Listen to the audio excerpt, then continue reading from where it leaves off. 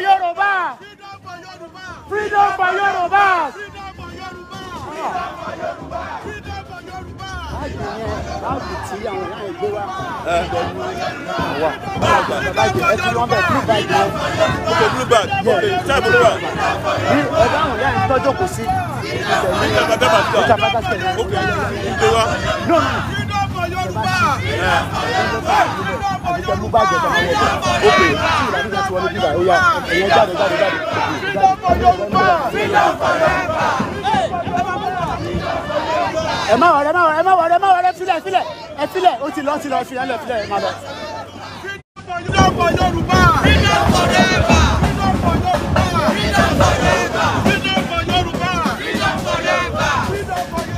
Freedom for Yorubas! It's a scam! It's a scam! Yoruba nation! Yoruba nation! It's a scam! Yoruba nation! Yoruba nation! It's a scam! Yoruba nation! Yoruba nation! Now! Now! Yoruba nation!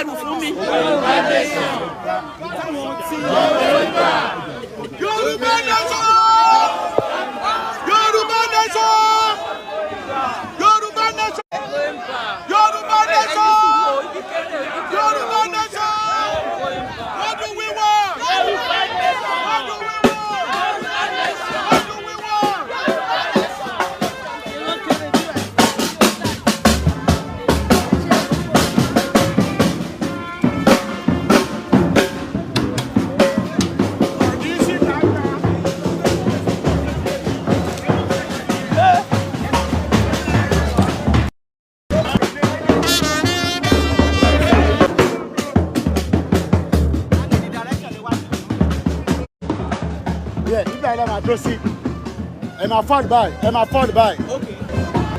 Yeah. Oh yeah. No, my address is because I never been on the petition. Okay. For 2 o'clock.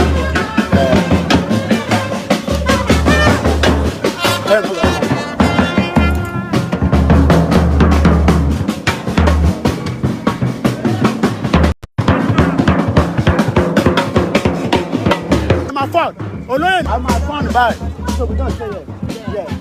So we don't say yeah. And then when you go to Okay, we get this move because it's blocking. You're gonna block it. All right. yeah, so as soon as everyone's behind Oh yeah. the turret. Oh yeah. No. Oloye nìkan ni kó wà níwájú. Ẹ jọ̀ọ́, Oloye nìkan ni kó máa bọ̀ níwájú. Oloye nìkan. Ó yá, ẹ tán kíní yẹn.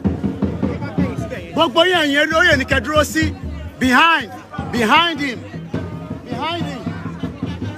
Ẹ̀yin ẹ̀ la máa dúró sí. So, ó yá. Mo fẹ́ no mo fẹ́. Ẹ̀yin dúró báyìí, ẹ̀yin sá dúró báyìí. Àwọn tó ibà lè máa kọjú sí Parliament president àtọwọ́ nìyẹn. So, ó máa move, wọ́n fẹ́ káwa dúró sẹ́yìn náà, ó máa move. Wọ́n ẹ̀dẹ̀ ní láti fi pathway sílẹ̀. Yeah. Everybody, move sẹ́bẹ̀ báyìí now. Ẹ bá move báyìí. Yeah.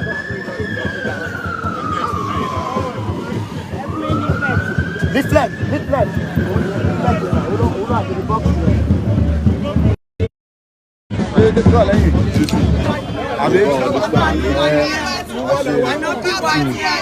Yoruba nation. No going back. Yoruba nation. No going back. Everybody not to one. Ẹ bá mi mele dání báyìí. Ẹ̀yin náà yẹ ká mú dání. So tí bá máa wọlé máa gba kámẹ́rà. Okay. Yoruba nation. Yoruba nation la fẹ́. It's a scam. It's a scam. It's a scam. Yoruba nation. Yoruba nation. Yoruba nation. Yoruba nation. Yoruba nation. What do we want? Yoruba nation. Yoruba nation. What do we want? Yoruba nation. It's a scam. It's a scam. It's a scam.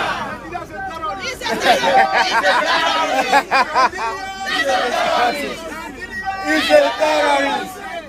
He's a terrorist. He's a terrorist.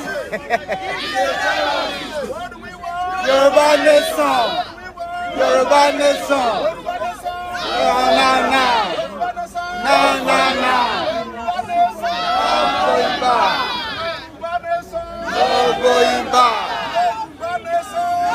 Going back. Yoruba nation. What do we want? Everyone here goes move back a bit. They can move back. So our do is to be back. Oh yeah.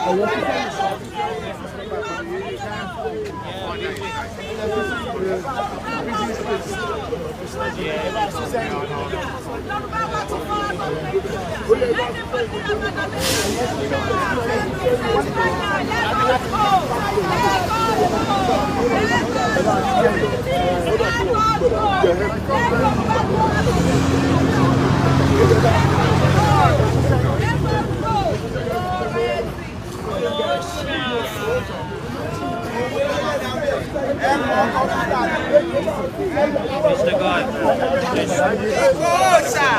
Yeah, Sunday, on the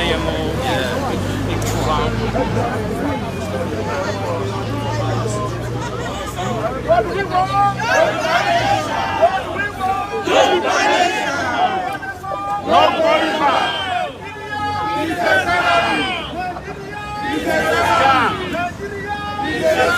Bro, can you ask him to move over for us for a minute? Okay. The security guy, because otherwise it's impossible to take any. Sorry, man.